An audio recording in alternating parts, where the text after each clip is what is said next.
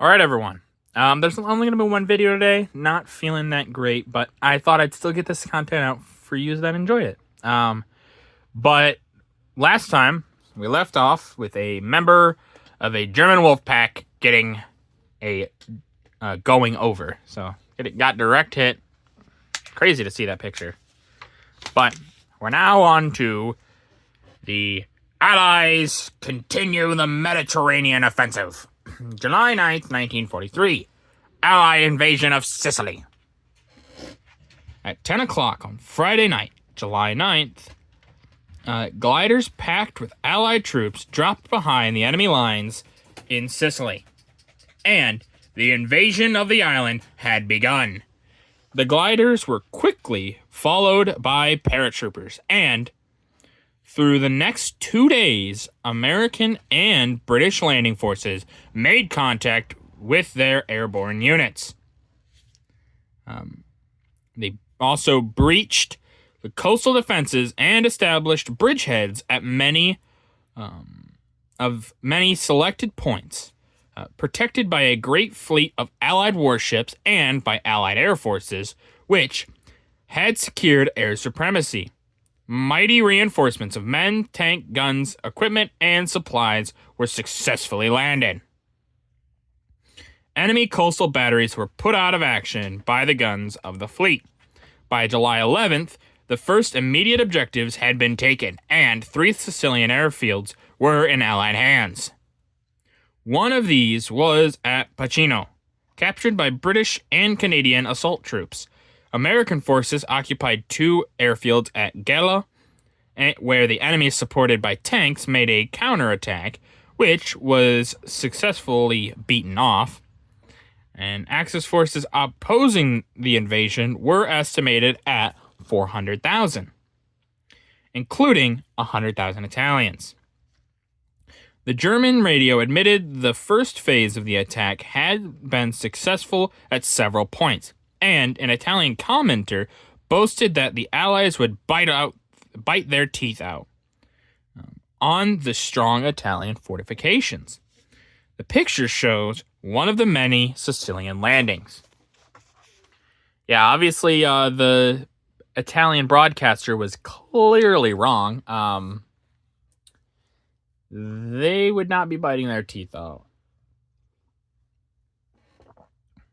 And you can see, just from this one picture, all the landing supplies. The amount of supplies that they dropped at the time, I believe, and I could be wrong, it could be the invasion of Italy that I'm getting this mixed up with, but I believe the invasion of Sicily at the time was the largest amphibious invasion in history. Obviously, it will get overshadowed by D-Day, but this is also a huge invasion force that they land on Sicily to try to take it. And, I mean, they do. They successfully are able to take it. Pretty quickly, actually, too. Oh, got a little preview of the next page. Sicily invaded.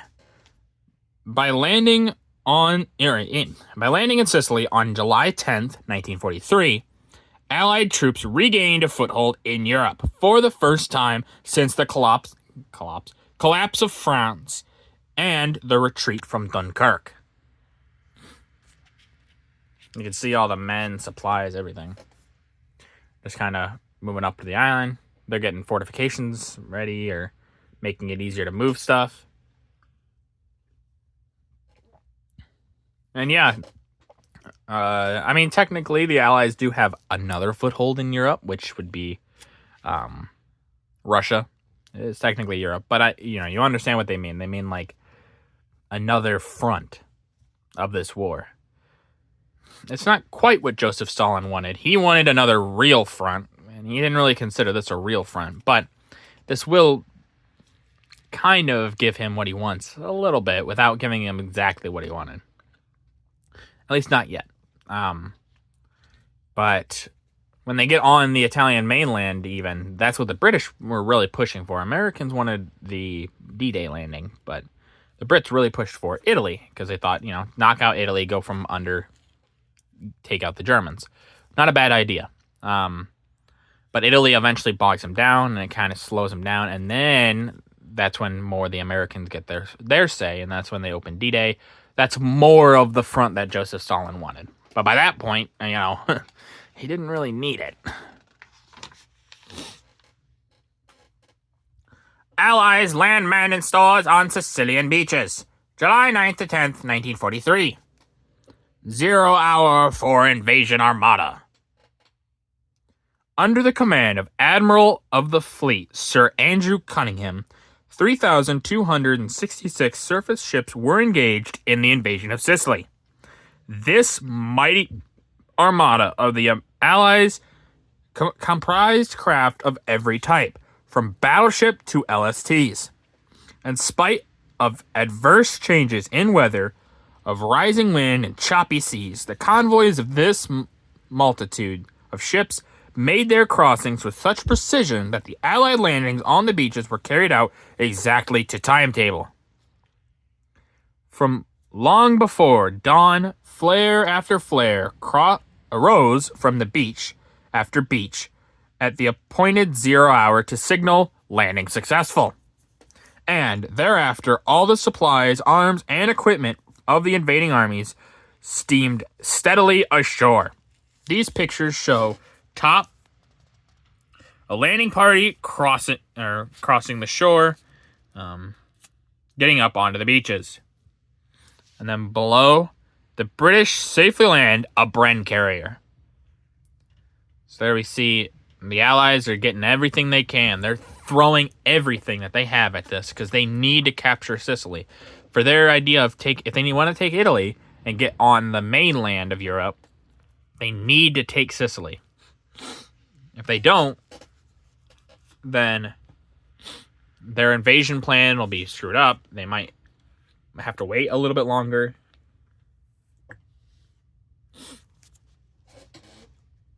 Allied bridgehead secured. July 1943.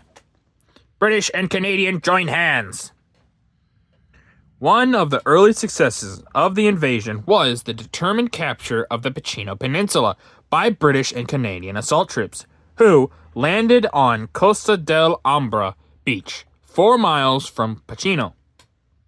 They established a bridgehead within 24 hours and then advanced inland to start the hard-fought campaign, which was to end in the conquest of Sicily.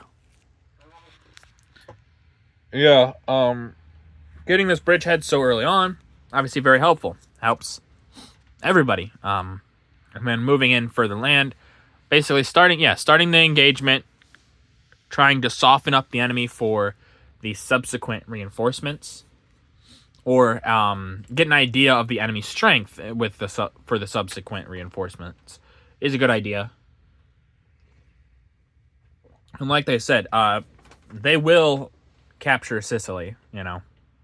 There is no stopping them now. They have a foothold. It's over for the Italians and Germans on Sicily. Novel amphibious trucks keep Allied armies supplied. July 10th to 17th, 1943. First week of Sicilian invasion. At dawn on Saturday, July 10th, the first assault troops landed on the Sicilian beaches, and the success of the greatest amphibian operation in history was quickly proved. Before 7 o'clock that morning, all landings were established.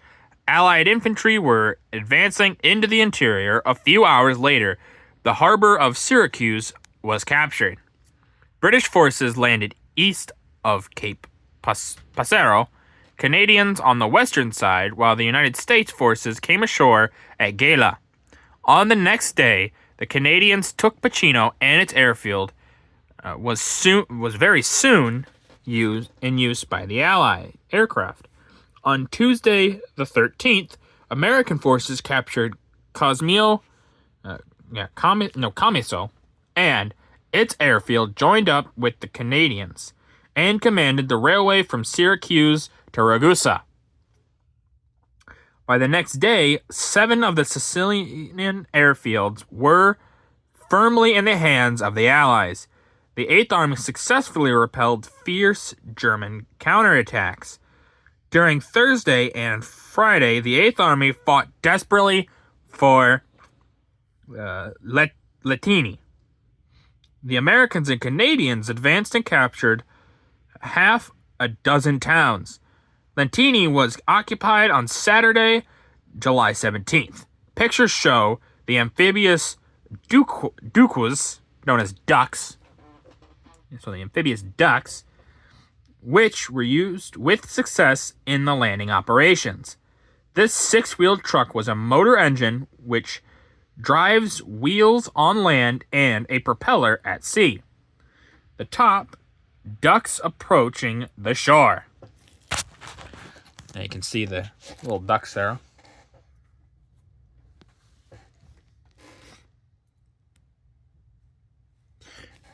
Imagine that, just getting in a truck and just driving on the water. Do. But, you know, it's innovations like this that help really win this war. I mean, now, yeah, we think, you know, oh, they're kind of goofy and things like that. But a lot of these really did help in some way. And they would never be used again, but they were useful for when they were used. The bottom left here is drawing away from a ship. What? You can see the supply is getting onto this little, I would assume that's just like a little PT boat, whatever, you know, that kind of stuff.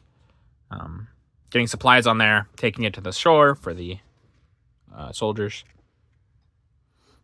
And then the bottom right, returning for another load.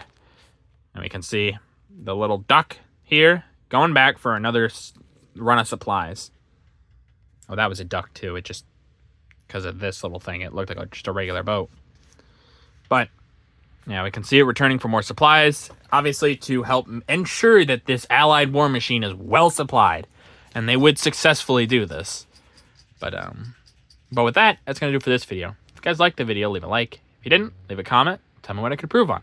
I always appreciate your feedback. And as always, subscribe. It really does help out the channel. Thank you.